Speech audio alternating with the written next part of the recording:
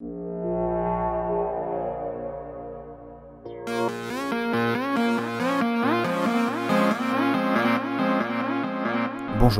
bonne année et bienvenue à tous et à toutes. Ceci est le dernier épisode du podcast de Sci-Fi pour 2013. Ce troisième épisode est un peu particulier pour nous.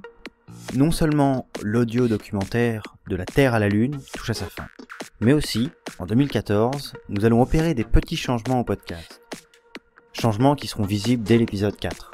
En attendant, vous retrouverez vos deux rubriques habituelles en commençant par science ou fiction.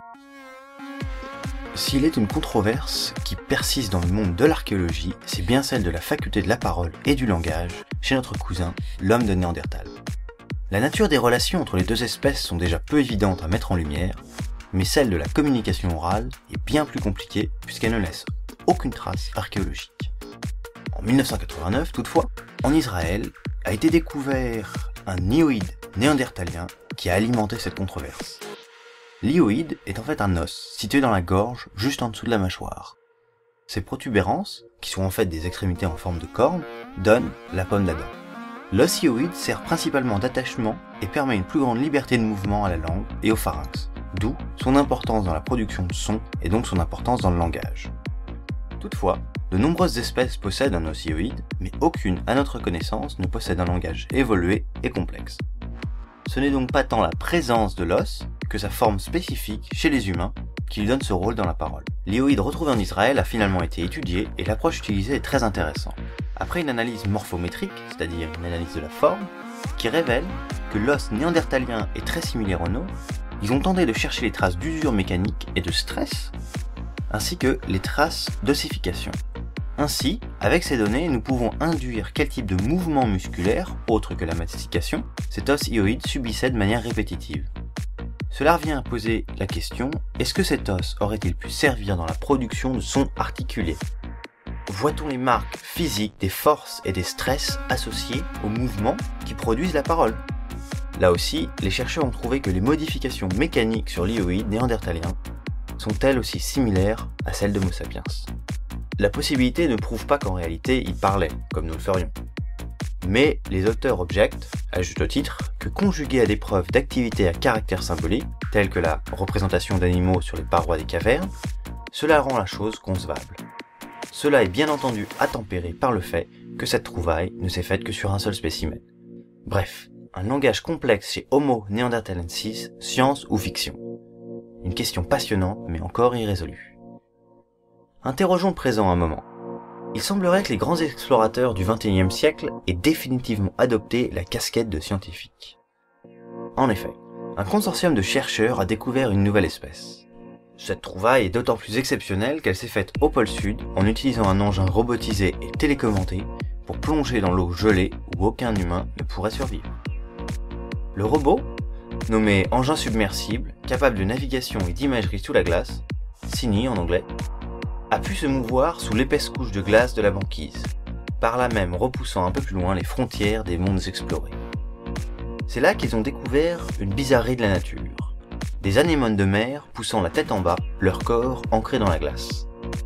Selon les scientifiques qui en ont prélevé quelques spécimens, ce qui est extraordinaire, c'est que cette nouvelle espèce est la seule représentante du genre à vivre dans des eaux aussi froides, pauvres en oxygène et pauvres en nutriments.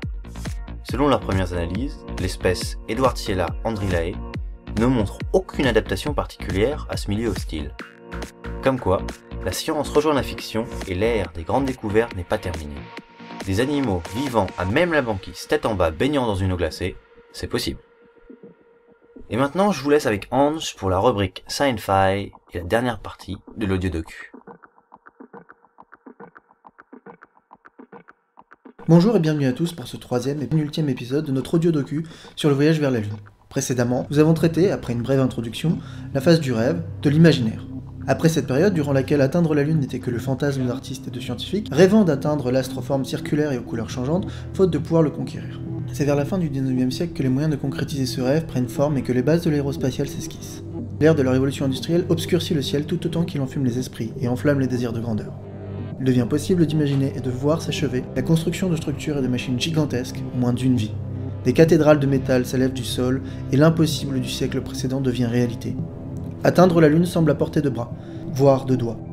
Durant cette folle période intellectuelle qui initie le début d'une courbe exponentielle de progrès scientifique, et qui marque encore notre époque, on retrouve encore des rêveurs, inspirés par les histoires de conquête terrestre des siècles passés et les désirs d'exploration lunaire légués par leurs prédécesseurs. Ces rêveurs, comme Jules Verne, sont des explorateurs de l'imaginaire, usant des connaissances scientifiques de leur époque pour rendre le récit le plus réaliste possible, sans s'interdire la liberté d'insérer dans leurs romans des aspects fantasques et fantaisistes. Jules Verne ira explorer le ciel, la Terre et son centre, les océans, mais surtout l'espace et la Lune. Jules Verne nous présente dans son roman « De la Terre à la Lune » une histoire qui marque encore la science-fiction moderne. Il décrit une époque en quête de renouveau et à la recherche de nouvelles frontières à atteindre. À une époque où le canon était encore l'arme et l'objet de propulsion ultime, le roman se base sur le défi de pouvoir envoyer un boulet de canon sur la Lune. Défi que cherchent à relever des hommes laissés en manque d'activité par la fin de la guerre de sécession. Un explorateur français, Michel Ardan, les contacte et propose de remplacer le boulet par un obus creux dans lequel il souhaite prendre place. C'est ainsi qu'il est propulsé depuis un site en Floride, plus propice à la réussite de cet exploit pour rejoindre la Lune. Je ne vais pas vous raconter toute l'histoire, car ce roman mérite amplement que vous preniez le temps de le lire. Mais il est intéressant de remarquer combien l'artillerie et l'aspect militaire restent omniprésents de la période de Jules Verne jusqu'à nos jours. Ceci est assez logique car un tel projet demande des sommes colossales et l'appui d'un ou plusieurs pays. Quelques années plus tard, Georges Méliès, un prestidigitateur captivé par l'invention des frères Lumière, le cinématographe, devient réalisateur de films. Il utilise diverses techniques apprises au cours de sa carrière pour créer les premiers effets spéciaux, afin de rendre plus surprenants ses scénarios et ses films. Aujourd'hui, nous allons nous intéresser à son interprétation sous la forme d'un court-métrage du voyage vers la Lune, qui reprend des éléments à la fois du récit de Jules Verne ainsi que de celui de Savini Cyrano. Reprenant l'idée du canon de Jules Verne, Méliès offre une vision lyrique du voyage vers la Lune, mais surtout de la rencontre avec les habitants de celle-ci. Empruntant à Cyrano cette vision de la civilisation lunaire, il offre une prouesse technique qui marquera le cinéma de science-fiction et de fiction, et fait découvrir par là même le voyage lunaire à un nouveau public. Passons maintenant à la suite. Nous nous retrouvons maintenant dans les années 50. Hergé planche sur un projet pour Tintin, jeune reporter au petit 20e, le héros de la BD du même nom. Cette réflexion mènera à la publication en 1953 et 1954 de 2 albums respectivement Objectif Lune et On a marché sur la Lune. Hergé s'est pendant plusieurs années entouré de documentation et de spécialistes afin de rendre son récit crédible au possible, en prenant en compte bien sûr les contraintes de son style scénaristique, du contexte éditorial et historique. Si Tintin décolle dans un pays imaginaire qu'est la Sildavie, ce n'est pas un hasard. C'est pour éviter toute suspicion de pencher pour l'un des deux camps, en pleine guerre froide, et pour lesquels la conquête spatiale est une compétition d'ordre politique. Hergé s'inspire de l'imaginaire populaire et des avancées scientifiques de l'aéronautique, discipline issue de l'artillerie, et il propose une fusée, la XFLR-6, très inspirée de l'imaginaire, ainsi que des esquisses de fusées présentes à l'époque. Les fusées de l'aéronautique sont les descendantes directes des missiles, engins possédant une propulsion continue, à la différence du canon. Cela accompagné des débuts de l'informatique permettant d'effectuer des calculs nécessaires à un décollage et un alunissage réussi, rend l'idée du voyage vers la Lune palpable. Quelques années après l'apparition de ces 2 albums, l'homme marchera littéralement sur la Lune, achevant une étape cruciale dans la course de la conquête spatiale, et marquant l'accomplissement d'un rêve humain, venant d'avant les âges farouches. Raon, nous ne t'oublions pas. La réussite de la mission Apollo 11, couronnée de succès par l'alunissage le 21 juin 1969 de Neil Armstrong, accompagné de Buzz Aldrin à 2h56 UTC du modèle Eagle, marquera les esprits. Après avoir enfin réalisé le rêve d'atteindre la Lune, la question demeure, quelle sera la prochaine étape dans la conquête de l'inconnu? Quelle limite atteindre? Nous arrivons finalement à la conclusion de notre audio-docu sur le voyage vers la Lune. J'ai tenté, durant toute cette série d'audio-docu, de vous présenter les différentes phases qui ont transformé un rêve qu'est celui d'atteindre la Lune en réalité celui de l'atteindre physiquement, par la force de la mécanique humaine, alimentée en idées par un désir de comprendre, de connaître et de conquérir les limites des territoires physiques et imaginaires qui nous entourent. Pour cela, l'humanité a utilisé l'art et la science pour arriver à réaliser ses fantasmes. L'art et la science ont en commun d'être tous deux des modes d'exploration et d'investigation du monde qui nous entoure, l'un usant de la raison et l'autre de l'imaginaire. Nous avons vu précédemment comment les deux peuvent se mélanger et peuvent interagir pour apporter des solutions que l'un d'eux n'eût pu trouver seul. Mais nous n'avons pas encore abordé le sujet du futur, du rêve. Quand nous arrivons à atteindre un rêve, il n'est en général que le premier d'une échelle et nous permet d'atteindre d'autres rêves un peu plus grands. Dernièrement, on a eu des informations sur Curiosité, la sonde qui est partie en exploration sur la Lune et qui a découvert certaines informations très intéressantes. Il est possible de la suivre sur Twitter et sur d'autres médias. Et c'est là justement l'aspect de ce dernier épisode sur le futur. Après la conquête de la Lune, que nous reste-t-il? Il nous reste tellement de choses qu'il est difficile de définir vraiment quelques objectifs. Il y a l'idée de vivre sur la Lune, qui est abordée principalement dans le manga et sa version animée dont je vous ai parlé dans le premier épisode, Space Brothers, ou Uchu no Kyodai en japonais, mais également la conquête de Mars, comment arriver jusqu'à la prochaine planète, celle qui est la plus proche de nous, comment quitter notre système solaire, comment atteindre d'autres univers, comment atteindre les limites de la galaxie.